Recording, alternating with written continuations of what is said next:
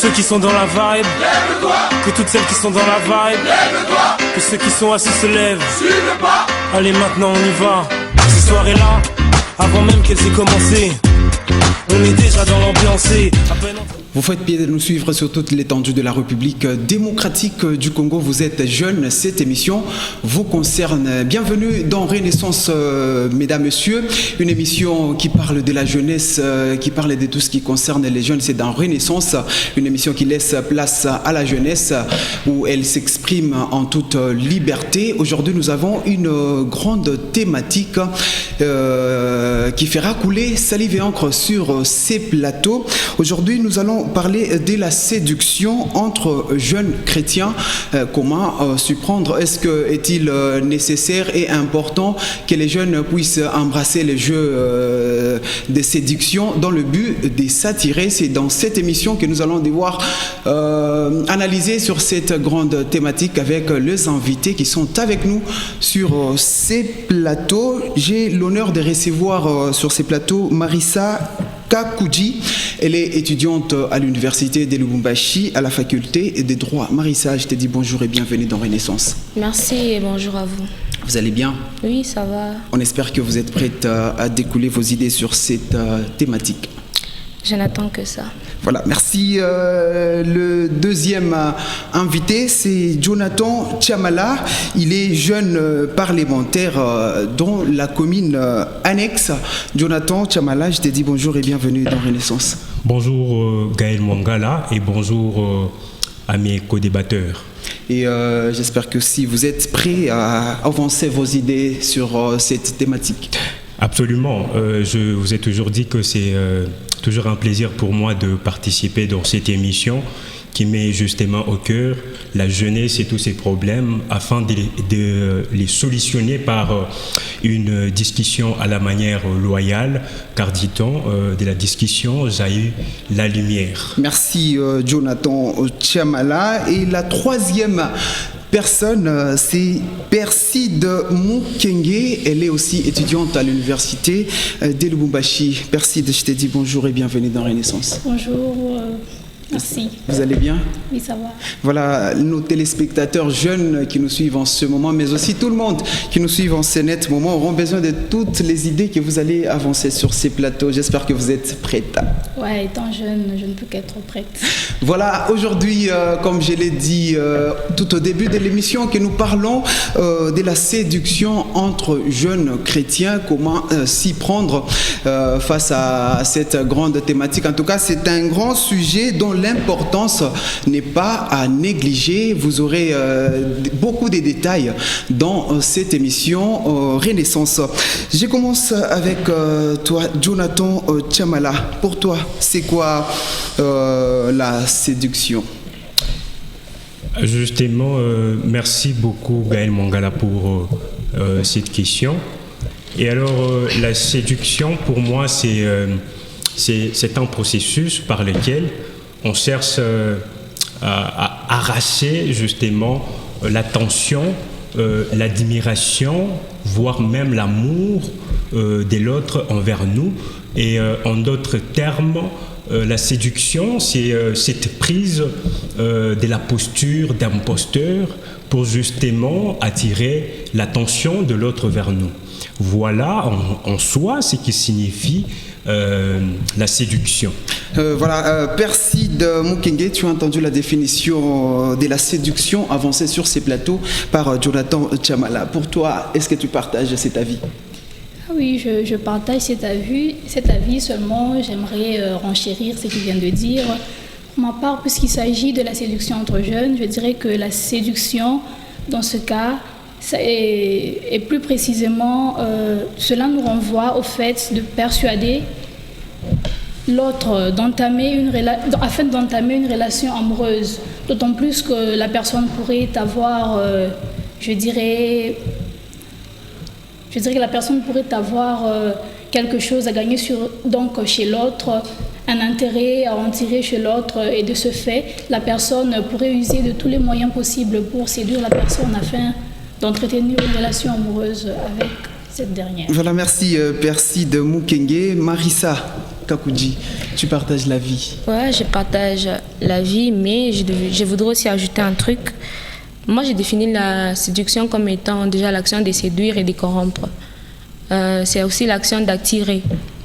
Donc, avec ça, la personne a plus de confiance en soi. Déjà, pour exercer cela, il faut avoir de la confiance en soi pour réussir à attirer la personne en face de nous ou toute autre personne. Voilà, pour toi, qui peut être considéré comme un jeune chrétien?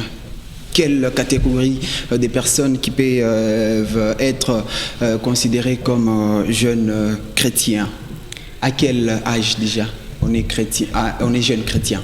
Bon, avec nous, le chrétien, bon, je précise, je suis chrétienne déjà. Voilà. C'est dès la naissance. Dès que tu as ton baptême, tu es chrétien. Donc, tu es fils de Dieu, quoi. Donc, dès que tu es chrétien, et dès que tu es né, tu es chrétien. Mais il est plus concrétisé, ça se concrétise beaucoup plus quand tu reçois ton baptême. C'est quand tu es chrétien. Pour Marissa, c'est lorsque vous recevez votre baptême d'eau, directement, vous êtes un jeune chrétien. Pour toi, Perside? Bon, merci. Bon, elle n'a pas vraiment tort. Mais pour ma part, je dirais qu'un jeune chrétien, c'est tout d'abord une personne qui a une conscience. Avant d'être chrétien, il faut croire en Jésus-Christ. Et quand on croit, c'est par la suite qu'on reçoit le baptême. Et par là, je dirais qu'un jeune chrétien est celui, donc est tout jeune, un jeune ayant un âge pas vraiment avancé, qui accepte à ce que Jésus-Christ conduise sa vie. Et Jonathan Chamala a avancé sur ces plateaux en disant qu'il a évoqué les mots attirer. Pour vous, qu'est-ce que vous entendez par ce verbe? Bon, je dirais que attirer, quand on parle d'attirer, on voit l'ensemble des manœuvres, toutes les manœuvres dont une personne peut faire usage afin de capter peut-être l'attention de l'autre sur soi. Jonathan, pour toi, qu'est-ce qu'on peut entendre par ce verbe que tu as bel et bien conjugué sur ces plateaux quand tu as donné la définition de la séduction? Tu as dit que c'est dans l'objectif d'attirer l'autre. Qu'est-ce qu'on peut entendre par ce verbe attirer? L'attirance. Voilà. Avant de répondre justement à votre question, j'aimerais revenir sur ce que Marissa Kakoudji venait de dire par rapport aux jeunes chrétiens, la définition d'un jeune chrétien et par rapport au baptême. Et alors, je m'aimerais dire que le baptême ne veut pas dire, se faire baptiser ne veut pas dire qu'on devient chrétien. Vous voyez un peu. Donc, pour moi, je me dis que le baptême, c'est une étape pour intégrer la vie chrétienne. Parce qu'on peut se faire baptiser et pour ne pas croire. Vous voyez. Et je me dis que la chrétienté, c'est toute une vie. La chrétienté n'est pas ces faits-là de baptême, c'est faire baptiser, non. Moi, je pense que la chrétienté, c'est toute une vie et c'est vivre à la manière de Christ lui-même. Et alors, par le mot attirance, on voit le mécanisme mis en place justement pour attirer, ou soit pour capter, comme venait de le dire voilà, Perside Mukenge, c'est cet ensemble de mécanismes mis en place pour attirer, ou soit pour capter l'attention de l'autre sur nous. Est-ce que, voilà. Quand on est jeune chrétien, est-ce qu'on peut appliquer les jeux de séduction dans l'objectif de s'attirer en tant que jeune chrétien? Est-ce qu'on peut appliquer les jeux de séduction? Je ne pense pas, je ne suis pas en tout cas de cet avis-là. La séduction a commencé, c'est le premier péché. Nous devons les souligner ici que la séduction, c'est le premier péché. Si on essayait de prendre, aujourd'hui je ne veux pas vous lire en tout cas la Constitution, alors si on essaie de prendre Psaume 3, 3.13, j'y arrive. Lisons ensemble. L'Éternel Dieu dit à la femme: pourquoi as-tu fait cela? La femme répondit: le serpent m'a séduit et j'en ai mangé. Voilà, donc la séduction, c'est le premier péché au monde. Et donc, je ne pense pas que ce terme doit avoir place dans l'assemblée des saints. Ou soit, je ne pense pas que ces mots peuvent avoir place parmi les chrétiens. Maintenant, à quel moment le jeu des séductions peut-il commencer en milieu de jeunes chrétiens? Quand est-ce que la séduction... on peut se rendre compte que là, il y a le jeu des séductions qui commence? Bon, je pense que cette question, et la réponse à cette question est liée à l'âge. Et voilà, donc il y a chez la femme, il y a un moment où elle ressent les besoins de se mettre en couple avec quelqu'un, elle ressent les besoins d'être aimée, de se faire aimer dans son entourage, voilà. Et selon aussi, il y a un âge justement fixé où il arrive à ressentir le besoin de se faire aimer, de pouvoir avoir une dulcinée à ses côtés. Et voilà, donc je pense que la réponse à cette question est liée à l'âge. Voilà, merci Jonathan Chamala, Percy de Mukenge. Et vous êtes jeune, vous êtes une femme. Parmi vous aussi, vous avez des signes d'attirance qui peuvent attirer un homme, que vous pouvez mettre en exergue dans l'objectif d'attirer l'autre. Parmi les signes, qu'est-ce que les jeunes peuvent mettre ou mettre en place dans l'objectif d'attirer l'autre? Bon, pour attirer, il y a plusieurs signes. Déjà que je l'ai souligné tantôt en disant que la séduction commence dès lors qu'on trouve un intérêt chez l'autre. Et du coup, je dirais que ces intérêts-là sont multiples.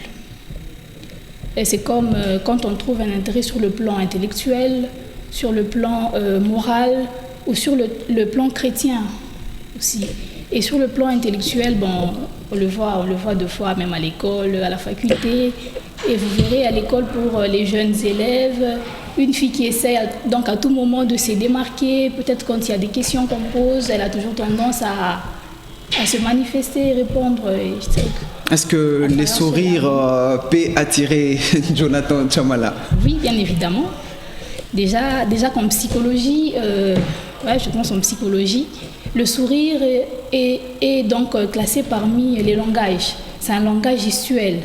Et donc, quand on en fait usage avec une intention derrière d'attirer, oui, ça peut attirer.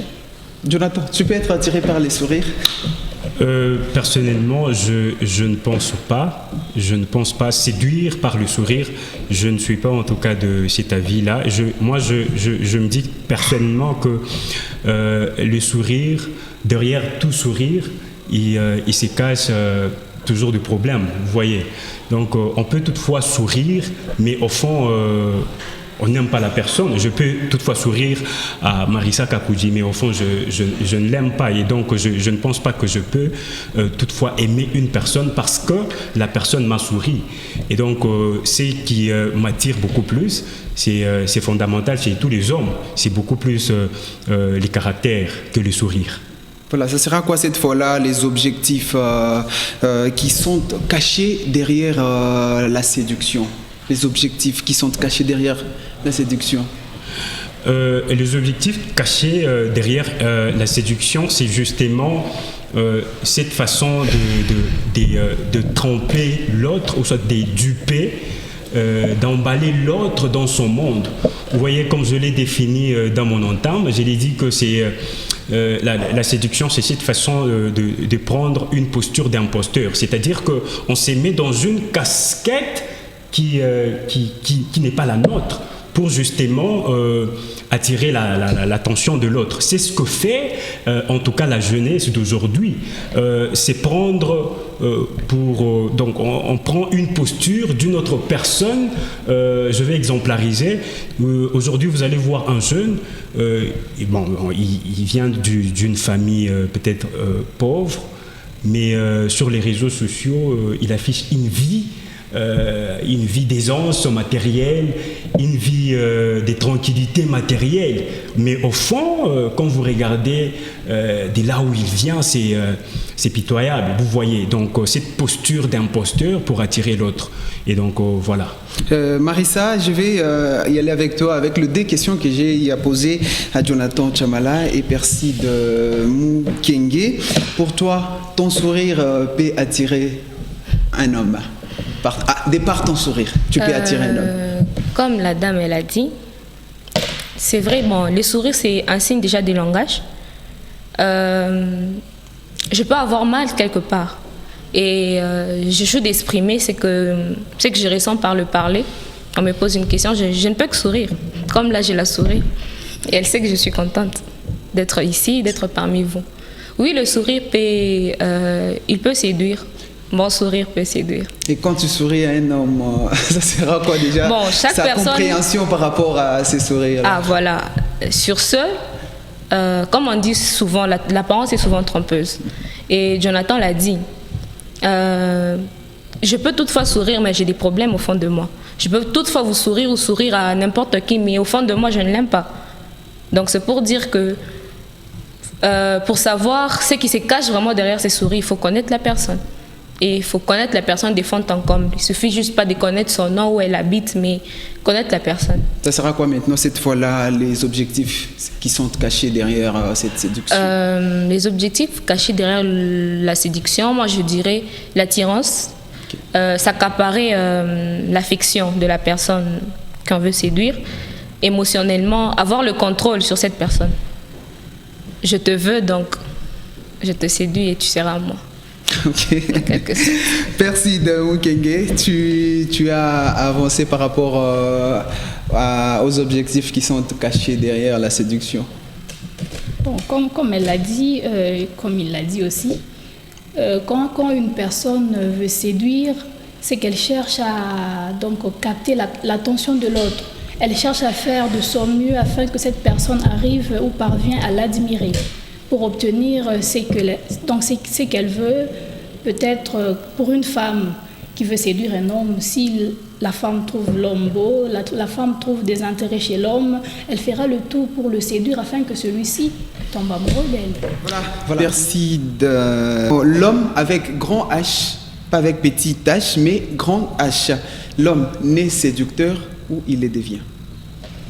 Bon, moi je dirais que l'homme avec grand H, donc l'homme homme ou femme, voilà. compris, n'est pas séducteur, il le devient. Et déjà qu'un être humain, à sa naissance, quand il naît, je dirais qu'il est tout innocent. Et la vie que nous menons, c'est que nous sommes aujourd'hui, c'est que vous êtes journaliste, je ne sais moi, juriste en formation, on le devient, c'est par imitation. Une fois qu'on côtoie, donc à force de côtoyer des gens, à force de vivre dans la société, l'homme a tendance je dirais, à se forger un caractère. Il capte un caractère qu'il aurait puisé dans la société, qui l'intéresse bien plus.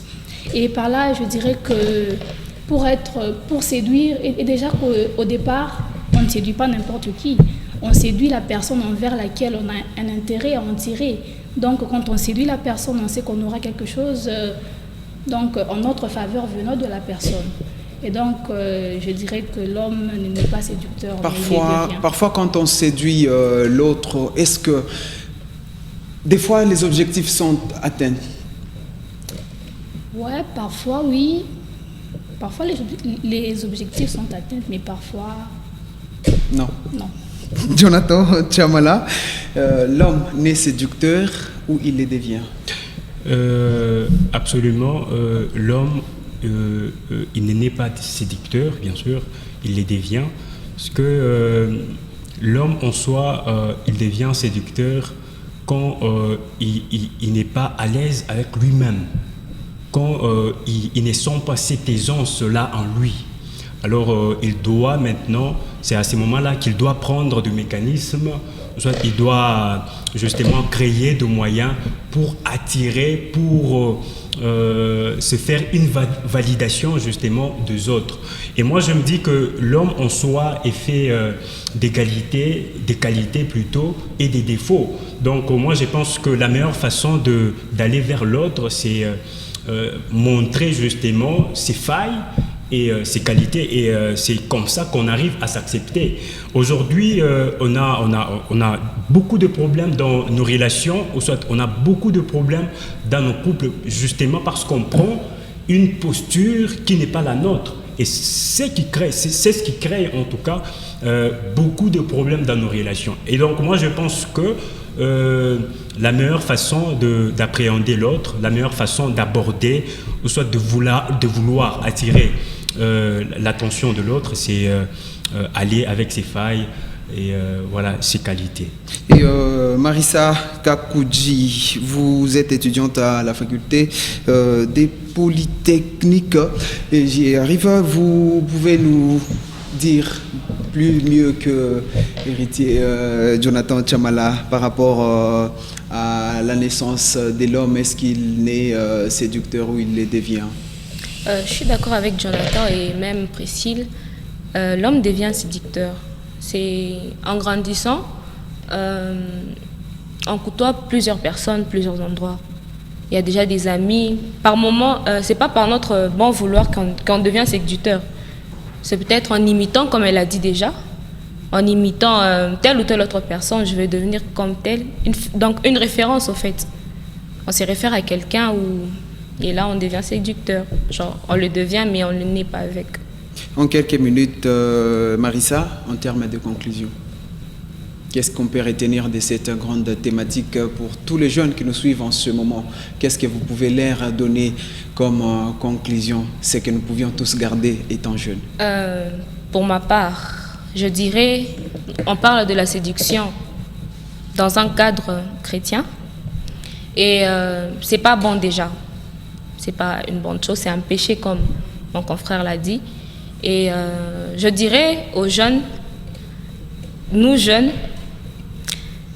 de faire de notre mieux, de pas courir derrière ça, de pas être séducteur, qu'on essaye une autre approche pour vouloir ce qu'on veut ou pour avoir, pour aboutir au mariage ou à quelconque relation, que ce soit professionnelle ou même relationnelle, et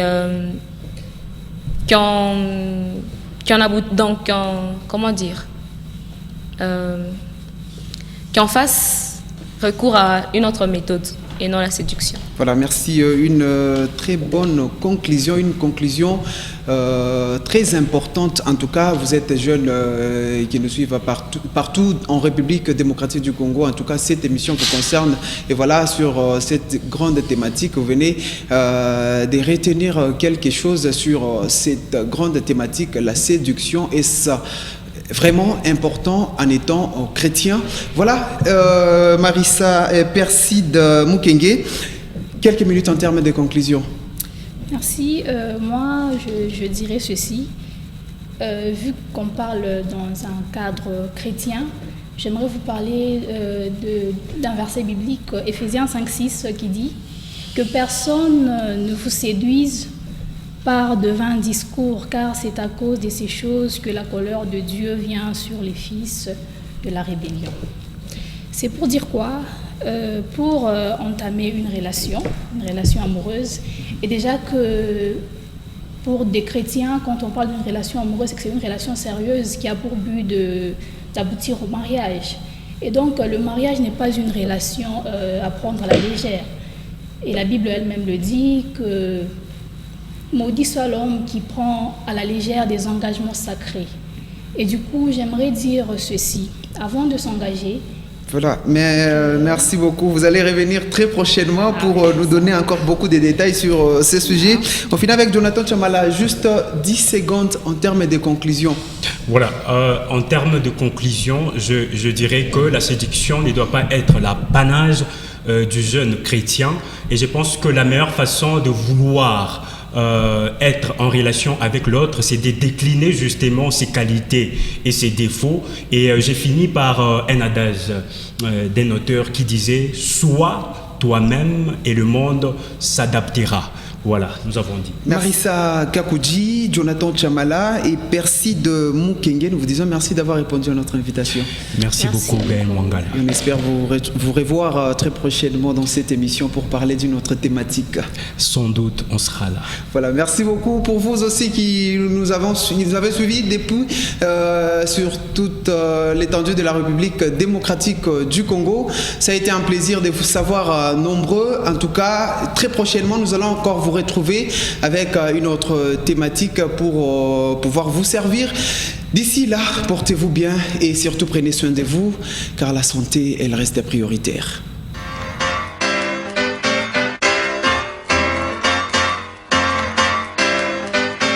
Que tous ceux qui sont dans la vibe, lève-toi. Que toutes celles qui sont dans la vibe, lève-toi. Que ceux qui sont assis se lèvent, suive le pas. Allez maintenant on y va. Cette soirée-là, avant même qu'elle s'ait commencé, on est déjà dans l'ambiance, à peine entré.